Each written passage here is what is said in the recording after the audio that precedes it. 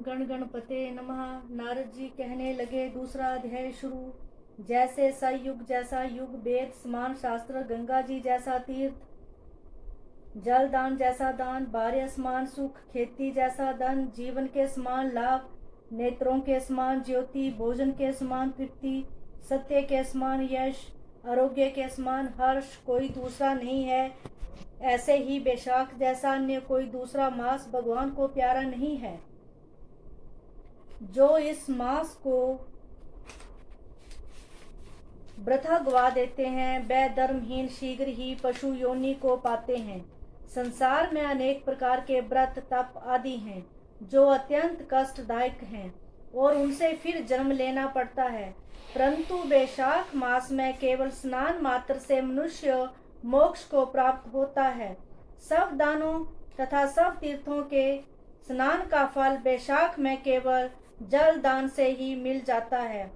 जिसमें जल दान देने की भी शक्ति ना हो, वह दूसरे से दान दिलवाए, उसका भी वही फल होता है।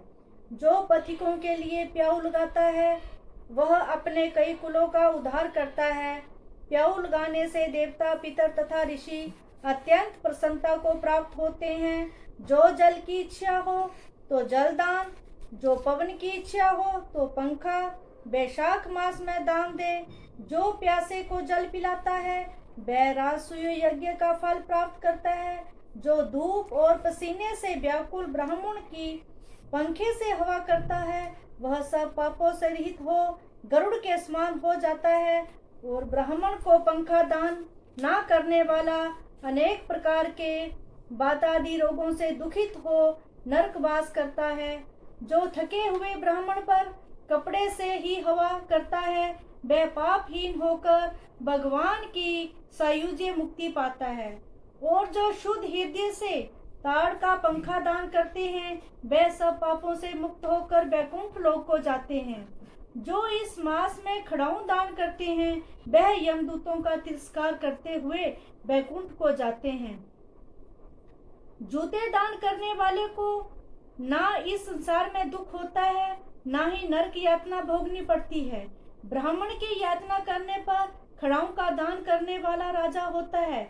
जो मार्ग में आश्रय के लिए घर बनाता है, उसका फल ब्रह्मा भी वर्णन नहीं कर सकते। जो अतिथि ब्राह्मण को भोजन करवावे, उसके फल का भी कोई विस्तार नहीं। अन्न दान पाने वाला अपने माता पिता को भी भूल कर दानी ही को ही अपना सर्वस्व मानता है। माता पिता तो केवल जन्म के दाता हैं, इसलिए विद्वान लोग अन्न देने वाले को पिता ही कहते हैं। बोलो माधव मास की जय, वैशाख महात्म्य की जय।